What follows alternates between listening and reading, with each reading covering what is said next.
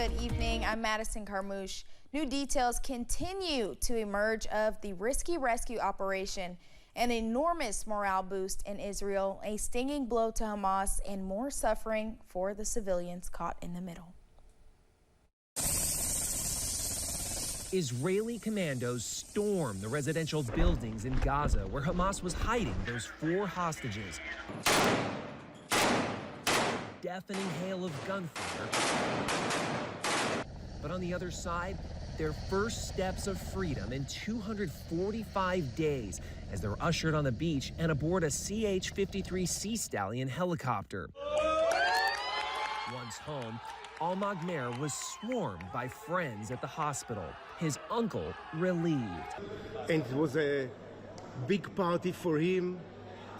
All he wants is a cigarette and friends. But in a cruel twist, that party was interrupted. In the same hours Israeli forces made their daring rescue, Meir's father, long suffering from an illness, died, never to see his son again or to even know he would soon be saved. Today was his funeral. A day of smoldering rubble and horror in Gaza. We were sitting in our living room and suddenly we heard strikes targeting our neighborhood, says this resident. I went outside and saw dead people. Apartment buildings now flattened where Hamas had embedded the hostages among Palestinian families. The Israeli military says about 100 were killed or wounded, including Hamas combatants and civilians, a distinction not drawn by the Hamas-run Ministry of Health, who say the dead and injured number nearly 1,000. Like this 4-year-old boy hit in the head with shrapnel, severely brain damaged and fighting for his life. I thought he was dead, cries his father. I had already dug his grave. Chris Livesay, CBS News, Tel Aviv. Well, it's a mild night across our area as temperatures right now are generally into the 60s, 65 in Hazard, 64 for Harlan, 62 for Manchester at the moment, 63 in London, 62 for Williamsburg, 63 for Irvine, 66 in Moorhead right now, and 65 degrees in Ashland, 63 in Clintwood. As we go through the rest of the night tonight, we'll see temperatures fall down into the mid-50s as we'll have partly cloudy skies, and we are going to stay dry for the rest of the night. We look at the day tomorrow, going to be a very pleasant day, very nice day for tomorrow. As we'll see temperatures only rise into the mid-70s for highs. We'll wake up in the morning feeling like the lower 60s and then feeling like the mid to upper 70s into the afternoon, as we'll generally have mostly sunny skies. There will be more clouds at times during the day, but it is going to stay dry. Weather timeline shows partly cloudy skies for tonight and pleasant. Monday is going to be mostly sunny and pleasant. Tuesday, we keep the pleasant temperatures around as it'll be partly cloudy. Wednesday, we start to warm up, and then Thursday, it gets very warm across our area. All right, Ben, thank you. Officials with the Kentucky Transportation Cabinet announced a road closure for part of a highway in Knott County. The repairs will work to fix multiple embankments on Kentucky 2029 near the Knott-Floyd County line in Handshoe. Road work will begin at milepoint 5.2 and stop at milepoint 5.5.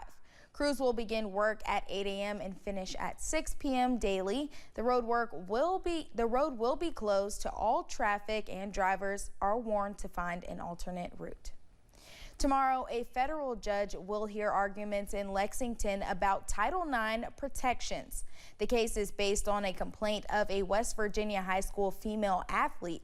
Tennessee, Kentucky, Ohio, Indiana, Virginia, and West Virginia have joined in the suit against the U.S. Department of Education. The debate is tied to the Biden administration's changed definition of sex in Title IX requirements to include gender identity. Those changes are set to go into effect on August 1st. If a judge agrees with the plaintiffs, it would put the administration's changes on hold while the case makes its way through the courts. Kentucky Secretary of State Michael Adams received an award for his bravery in politics. Tonight, the John F. Kennedy Library Foundation awarded him with the Kentucky 2024 Profile in Courage Award. It recognizes public servants who risk their careers by putting public interest ahead of their political standing. During his acceptance speech, Secretary Adams acknowledged his success in his efforts for fair elections and his work to expand voting rights in the Commonwealth. He says the meaning of the award is especially important in today's political climate. I'm glad that the JFK Library Foundation acknowledges and incentivizes political courage because it may be needed now more than ever before. I would like to think I've been given this award to celebrate a happy ending and to mark an example others should follow in order to keep the American experiment in self-government alive.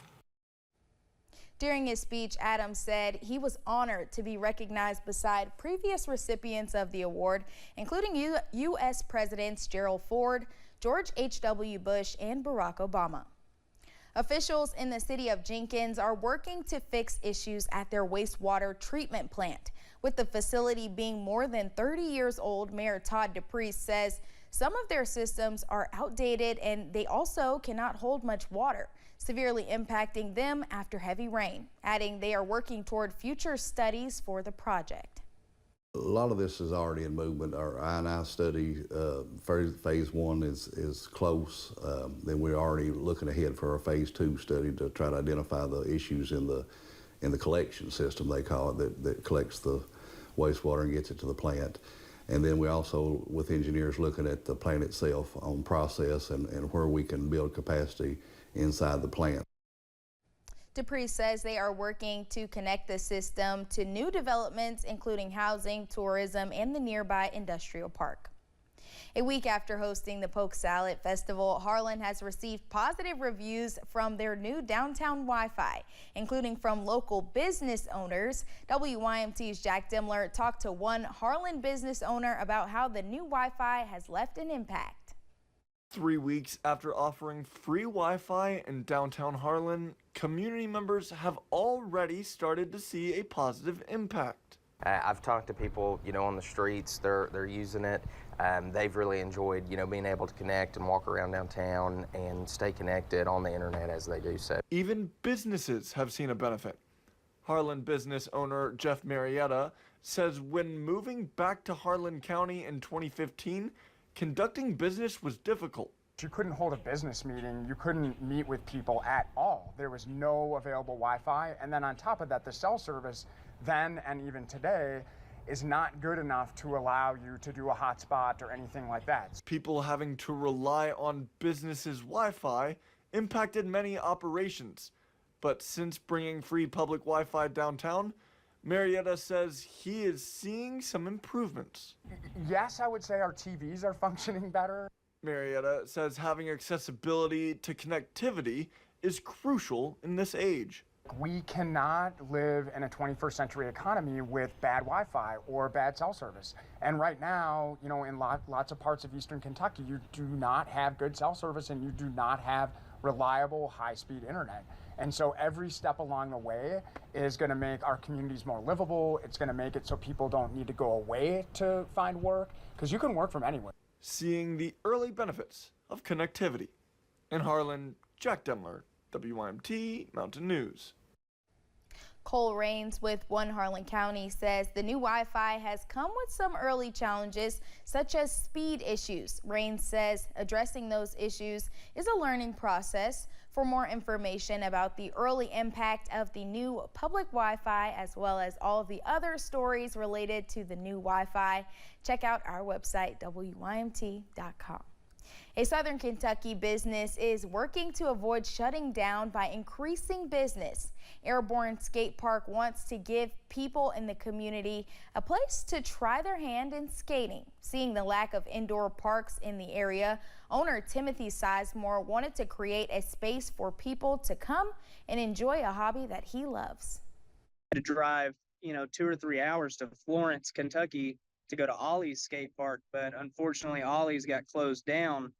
And I remember as a kid, whenever I got to go there, I only got to go there several times, but every time I went, I felt at home, and I felt like having somewhere indoor with, supervision. It was literally the best place on earth to me.